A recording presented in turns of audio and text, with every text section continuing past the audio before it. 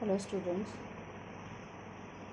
तो बेटा हम लोग आज करेंगे, कल हमने कॉन्स्टिट्यूशन के बारे में पढ़ा और इंडिया के जो कॉन्स्टिट्यूशन के फीचर्स हैं उनको हम पढ़ेंगे।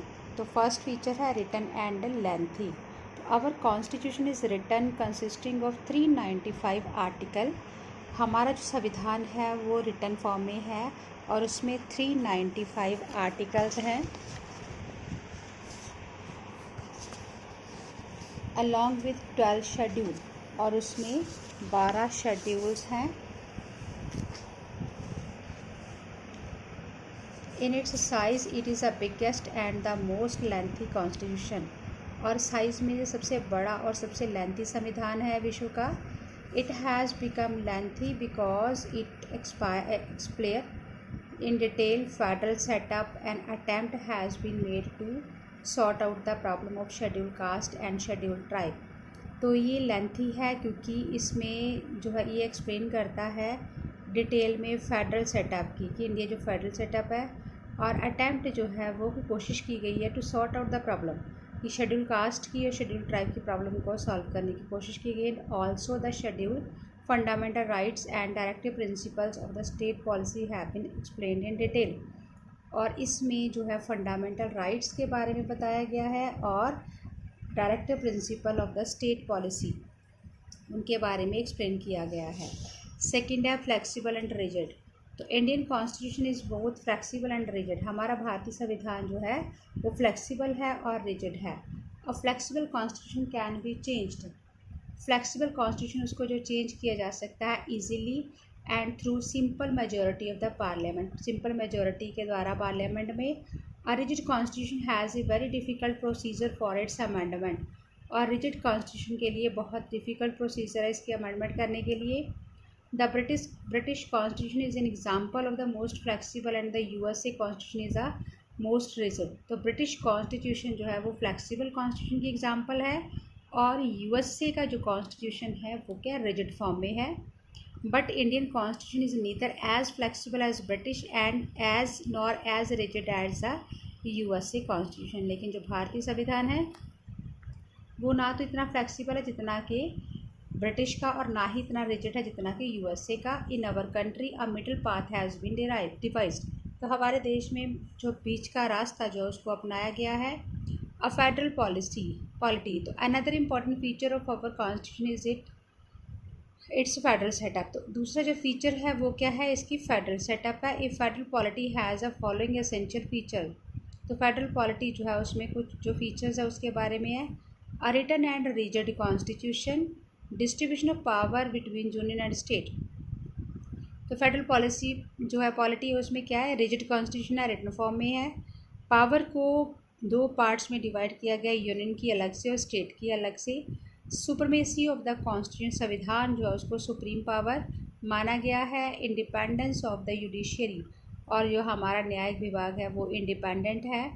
And is a bicameral legislature, और लेजिस्लेचर जो है वो बायकैमरल है। Our constitution has all these features of the federal polity. तो हमारा संविधान जो है उसमें सारे के सारे फीचर्स हैं फेडरल पॉलिटी के। But along with federal feature के साथ our constitution also have some of the element of unitary government which are explained as below. तो फेडरल फीचर के साथ साथ हमारे संविधान में कुछ एलिमेंट हैं वो यूनिटरी गवर्नमेंट के हैं जो एक्सप्लेन किए गए हैं। इन द कॉन्स्टिट्यूशन, संविधान में India has been declared as a union of state. भारत को यूनियन ऑफ स्टेट कहा गया है एंड नॉट ए फेडरेशन। ये एक फेडरेशन नहीं। The word union reflect deeper feeling of national unity and than the federation. तो भारत जो यूनियन वर्ड है वो उसमें नेशनल यूनिटी की फीलिंग जो है वो डीपर फीलिंग शो करता है फेडरेशन के comparatively. During an emergency the president assume power and control the state government. Emergency के समय प्रेजिडेंट जो है वो सत्ता में उसको अपनी पावर जो है और यूज़ करता है और कंट्रोल करता है स्टेट गवर्नमेंट को। Thus a federal system is transformed into unitary one. तो फेडरल सिस्टम जो है वो यूनिटरी वन में यूनिटरी सिस्टम में ट्रांसफ़र हो जाता है। In India single citizenship is granted to its citizens. तो भारत में सिंगल सिटीजनशिप ग्रांट दी गई है सिटीजन्स को। In many federal states like USA and Canada, dual citizenship is granted to their citizen. और USA और कनाडा जैसे जो स्टेट्स हैं, जो कंट्रीज़ है, उनमें ड्यूल सिटीजनशिप ग्रांट दी गई है उनके सिटीजन्स को. All the important subject like defence, finance, railway, industry, foreign affair, banks and currency et cetera included in the union list. तो सारे के सारे इंपॉर्टेंट सब्जेक्ट जैसे डिफेंस है, फाइनेंस है, रेलवे है, इंडस्ट्री है, विदेशी मामले है, बैंक है, करेंसी है, ये सारे के सारे यूनियन लिस्ट में आते हैं. And this has made the union government more powerful. और ये यूनियन गवर्नमेंट को ज़्यादा पावरफुल बनाता है. There is one constitution for the whole country. पूरे देश के लिए एक ही संविधान है. And state has no separate constitution of their own. और स्टेट का अपना संविधान नहीं है. The governor of the state are appointed by the president and they remain in office at his player. The government जो है वो क्या करी, appointed by the state president. Governor को प्रेसिडेंट चुनता है और वो ऑफिस में रह सकते जब तक जो है वो सही ढंग से काम करते हैं, प्रेसिडेंट उनके कार्य से संतुष्ट है. State largely depend upon the union government for its financial assistant. तो स्टेट जो है वो डिपेंड करती है यूनियन गवर्नमेंट के ऊपर फाइनेंशियल असिस्टेंट के लिए. Higher court in India has a power of judicial review. Higher court जो है उसमें पावर होती है जुडिशियल रिव्यू की, न्यायिक दोबारा से मामलों को जांच करने की. अंडर दिस पावर, इस पावर के अकॉर्डिंगली सुप्रीम कोर्ट और the high court can declare a law. Supreme court जो है वो कानून पास करके डिक्लेयर करती है a law passed by the parliament. Parliament के द्वारा जो लॉ पास किया गया और स्टेट लेजिस्लेचर के द्वारा, और an executive order issued either by the president और द गवर्नर. जो भी ऑर्डर इशू किया गया प्रेसिडेंट के द्वारा या गवर्नर के द्वारा, नल एंड वॉइड, उसको नल और वॉइड डिक्लेयर किया जाए. कोई भी ऑर्डर है उसको वैलिड नहीं माना जाएगा, सही नहीं माना जाएगा, अवैध माना जाएगा if it violets the constitution. अगर वो संविधान को तोड़ता है तो. The above fact obviously prove that although the Indian constitution is federal in form but it is unitary in spirit. तो जो फीचर मेंशन किए गए उसमें ये बात साबित होती है कि चाहे हमारा संविधान जो है वो फेडरल है, बनाया गया है फेडरल सिस्टम, बट है यूनिटरी है स्पिरिट में. तो Indian judiciary for the success of federal polity it is essential to ensure the and protect the right of the citizen and the state. तो फेडरल पॉलिटी को सफल करने के लिए उसके जो सिटीजन्स हैं उनके अधिकारों को सुरक्षित रखने की ज़रूरत है. तो for this an independent judiciary is essential. इसके लिए जो है स्वतंत्र जुडिशरी ज़रूरी है. And independent judiciary is that, और इंडिपेंडेंट जुडिशरी कौन सी है, which delivers its decision without greed, coercion, pressure और influence and in accordance with the land law of land. जो बिना किसी लालच के, बिना किसी भेदभाव के, गलत डिसीजन ना हो, बिना किसी प्रेशर के अपना जो है न्याय देती है लॉ ऑफ लैंड के accordingly. The independent judiciary always take its decision impartially either concerning dispute between citizen and state और between the centre and the state. तो इंडिपेंडेंट जुडिशरी जो वो डिसीज़न लेती है इम्पार्शियली, विदाउट बिना किसी भेदभाव के, चाहे वो किसी सिटीज़न से संबंधित हो, चाहे वो स्टेट से, और स्टेट और सेंटर के बीच का मुद्दा चाहे हो. अंडर द इंडियन कॉन्स्टिट्यूशन, भारतीय संविधान के अनुसार, provision are made to constitute the supreme court and the state high court in a manner so that these can deliver independent and impartial decision. तो संविधान के जो प्रोविज़न जो बनाए गए हैं उसमें उन्होंने क्या किया है कि सुप्रीम कोर्ट और स्टेट हाई कोर्ट जो है उसके रिलेटेड जो प्रोविज़न बनाए गए हैं, इस तरीके से प्रोविज़न बनाए गए हैं ताकि वो इंडिपेंडेंट और इम्पार्शियल डिसीजन जो है वो दे सके. Parliamentary system in India, parliamentary system of government has been established. एक पार्लियामेंट्री सिस्टम इस्टेब्लिश किया गया है. अंडर दिस, इस सिस्टम के accordingly the government as a head of the state is nominal and real power of the government are vested in the cabinet headed by the prime minister. तो इसके accordingly president जो है वो state का head है, वो nominal मुखिया होता है, और असल पावर जो है वो कैबिनेट के पास होती है जिसका मुखिया प्राइम मिनिस्टर है.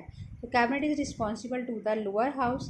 कैबिनेट जो है वो लोअर हाउस लोकसभा के प्रति रिस्पॉन्सिबल होता है for its policies and decision, अपने पॉलिसीज़ और डिसीजन के लिए. Thus the government is responsible indirectly to the people of India. तो गवर्नमेंट रिस्पॉन्सिबल है इनडायरेक्टली लोगों के प्रति. This parliamentary form of government is adopted on the pattern of England. ये सिस्टम जो है इंग्लैंड के पैटर्न पर अडॉप्ट किया गया है। The parliamentary government has also been adopted by Japan, Canada, Austria, Bangladesh. और पार्लियामेंट्री गवर्नमेंट जो है वो अडॉप्ट की गई है जापान, कनाडा, ऑस्ट्रिया और बांग्लादेश के द्वारा। तो adult franchise, the preamble of Indian constitution starts with the word we the people. तो प्रियम्बल जो उसमें स्टार्ट किया है वी द पीपल, हम लोग, which establish supremacy of people, जिसने एस्टैब्लिश की कि जो पब्लिक है उसके पास पावर है। It symbolises that this constitution is made by the people of India. संविधान लोगों के द्वारा बनाया गया है। And every adult who has attend the age of 18, वो हर एक एडल्ट जिसकी एज 18 साल है, has a right to vote, उसको वोट देने का अधिकार है। Without discrimination of caste, class, colour, creed, बिना किसी रिलीजन और सेक्स, बिना किसी जातीय रंग भेद के, नस्ल के भेदभाव के अनुसार ही elect his representative from a village panchayat to the parliament periodically. तो वो इलेक्ट करते अपने रिप्रेजेंटेटिव विलेज पंचायत से लेकर के पार्लियामेंट तक time to time, and thus he participate in the formation process of government. तो वो गवर्नमेंट बनाने में सहायक होते हैं। These representative and their government are responsible to the people. तो ये रिप्रेजेंटेटिव जो है और उनकी जो गवर्नमेंट है वो लोगों के प्रति जिम्मेवार होती है। In short the people are master and the government is their servant. तो शॉर्ट में क्या कर सकते हैं, लोग मास्टर हैं और गवर्नमेंट जो है उनकी सर्वेंट है। तो उसके बाद है फंडामेंटल राइट। तो in the third chapter of the constitution the fundamental right of the citizen are enumerated. तो फंडामेंटल राइट जो है उनको बताया गया है। The right to equality, liberty, freedom of religion, right against exploitation, educational and cultural rights, and the right to constitutional remedy are listed in detail in the constitution. These rights are not only essential for the happiness and growth of citizen but also for the success of working of democracy in India. तो बेटा fundamental right जो है वो अधिकार हैं जो हर एक citizen को गवर्नमेंट के द्वारा, संविधान के द्वारा प्रोवाइड किए गए हैं। तो ये राइट जो right to equality, freedom of religion, right against exploitation, educational and cultural rights, and the right to constitution remedy. तो ये सारे के सारे ओवरऑल ऑल राउंड डेवलपमेंट के लिए बहुत ज़रूरी हैं। Directive principle of state policy are enumerated in the fourth part of the constitution. संविधान के फोर्थ पार्ट में मेंशन किए गए। If fundamental rights are meant for the establishing a political democracy in India. अगर फंडामेंटल राइट जो है वो political democracy establish करने के लिए, उसका मतलब है कि पॉलिटिकल डेमोक्रेसी इस्टेब्लिश करनी है, तो directive principle aim at for the creation of social and economic democracy. तो जो डायरेक्टिव प्रिंसिपल है उनका उद्देश्य क्या है, क्रिएट करना सामाजिक और इकोनॉमिक डेमोक्रेसी को। These principles are guided stars, ये गाइडिंग स्टार्स हैं जो पथ प्रदर्शक हैं जो रास्ता दिखाते for the formulation of policy बनाने के लिए, and for running the administration by the union and state government, union और स्टेट गवर्नमेंट के द्वारा जो है प्रशासन चलाने के लिए। उसके बाद है बेटा फंडामेंटल ड्यूटीज़। तो the duties of an Indian citizen are not mention in original constitution. संविधान में ड्यूटीज़ मेंशन नहीं है। It was under the 42nd constitutional amendment in 1976। 1976 में 42nd अमेंडमेंट हुई। A new chapter part 4A was added, एक नया चैप्टर add किया गया 4A, and in the article 51A 10 duties of a citizen were prescribed. 10 duties जो है उनको बताया गया। In the year of 2002 under the 86th constitutional amendment 1 more duty has been added, एक और ड्यूटी जो है वो इस चैप्टर में ऐड की गई है। Emergency power. तो the Indian constitution provide to the president 3 type of power. तो हमारा संविधान जो 3 तरह की पावर देता है प्रेसिडेंट को, to declare a national emergency, state emergency and financial emergency. तो constitution maker felt strongly that as its social fabric and in the historical background of India, a dangerous situation may develop in the country in which it may not be possible to run the administration smoothly as under the ordinary circumstances. Therefore, in order to deal with such a difficult situation, the president had the provided emergency power. तो कोई भी ऐसी situation जिस समय प्रशासन ठीक तरह से ना चलाया जा सके तो उस समय प्रेसिडेंट अपनी पावर को, एमरजेंसी पावर को यूज़ कर सकता है। The president can declare a national emergency. वो नेशनल एमरजेंसी डिक्लेयर करेगा इन केस ऑफ एग्रेशन और ए थ्रेट ऑफ एग्रेशन, किसी भी तरह का जो विरोध हो उस समय जो है, और एन आर्म्ड रेबेलियन, और अगर कोई हथियारबंद विद्रोह हो जाए in any part of the country, किसी देश के किसी भाग में, अंडर सच एन इमरजेंसी, इस तरह की इमरजेंसी में प्रेसिडेंट कैन पुट लिमिटेशन और सस्पेंड एनी राइट और द राइट्स ऑफ सिटीजन। तो वो किसी भी अधिकार को, सिटीज़न के अधिकार को सस्पेंड कर सकता है, उस पर रोक लगा सकता है, जहाँ सारे राइट्स जो है उनको रोक सकता है। And can also transform federal polity into a unitary one, तो फेडरल पॉलिटी को यूनिटरी सिस्टम में कन्वर्ट कर सकता है। He can declare a state emergency, वो स्टेट एमरजेंसी डिक्लेयर करेगा when there is a break down of the constitutional machinery of the state, अगर स्टेट की कॉन्स्टिट्यूशन मशीनरी में रुकावट आती है, और state does not obey constitutional order of the president, और अगर स्टेट जो है वो ओबे नहीं करती संवैधानिक ऑर्डर्स को प्रेसिडेंट के। ही कैन सस्पेंड और dissolve the legislative assembly as he deems fit, जैसा उसको लगता है वो डिसॉल्व कर सकता है लेजिस्लेटिव असेंबली को। यूनिक फीचर, तो apart from the above features the Indian constitution has some unique feature, इसके कुछ यूनिक फीचर है लाइक सिंगल सिटीजनशिप, एकहरी जो नागरिकता है, single integrated judiciary, combined judiciary, and Hindi is a Devanagari script as an official language, Hindi Devanagari script है। Along with 18 regional languages, 18 जो regional languages के साथ, prohibition of the defection, ban on untouchability, right to property without constitution provision, a constitution chosen on the pattern of various countries, a constitution federal in form but unitary in spirit, and a harmonious combination of the flexibility and rigidity in the constitution. तो 18 जो language है, और इसमें जो रुकावट की गई किसी भी तरह का डिफेक्शन की, किसी तरह की कोई भेदभाव नहीं होगा। बैन है अनटचेबिलिटी के ऊपर, प्रॉपर्टी का राइट जो है वो बिना किसी कॉन्स्टिट्यूशन प्रोविज़न के अकॉर्डिंगली जो दिया गया है, तो कॉन्स्टिट्यूशन जो है वो चूज़ कर सकता है कोई भी पैटर्न हर एक देश के लिए। एक कॉन्स्टिट्यूशन पैटर्न इन हमारा संविधान जो फेडरल है फॉर्म में, जो फेडरल फॉर्म में बना हुआ है बट यूनिटरी इन स्पिरिट, लेकिन है उसमें एकता है, और एक हारमोनियस कम्बिनेशन है, इसमें ये फ्लेक्सिबिलिटी भी है और रिजिडिटी भी है। India is a plural society, ये प्लूरल सोसाइटी है। In it there are people of different races, caste, religion, classes, culture and language, अलग अलग जाति, धर्म, रंग, भेद, नस्ल, भाषाई लोग रह रहे हैं। In our society there are minorities, तो इसमें जो है माइनॉरिटीज़ हैं, वेरियस काइंड्स, अलग अलग किस्म की। The constitution of India has provision which guarantee them the independent identity, और हमारा जो संविधान है उसमें कुछ प्रोविज़न दिए गए हैं जो गारंटी देते हैं इंडिपेंडेंट आइडेंटिटी की, एग्जिस्टेंस एंड इक्वल अपॉर्चुनिटी, बराबर मौके फॉर देयर ग्रोथ, उनकी ग्रोथ और डेवलपमेंट के लिए। This was essential for the feeling of fraternity, strength, unity and integrity of nation, तो ये जो देश की एकता, अखंडता को बनाए रखने के लिए, देश की स्ट्रेंथ को मेंटेन करने के लिए और संविधान की उच्चता के लिए ये बहुत ही ज़रूरी है। Okay, thank you.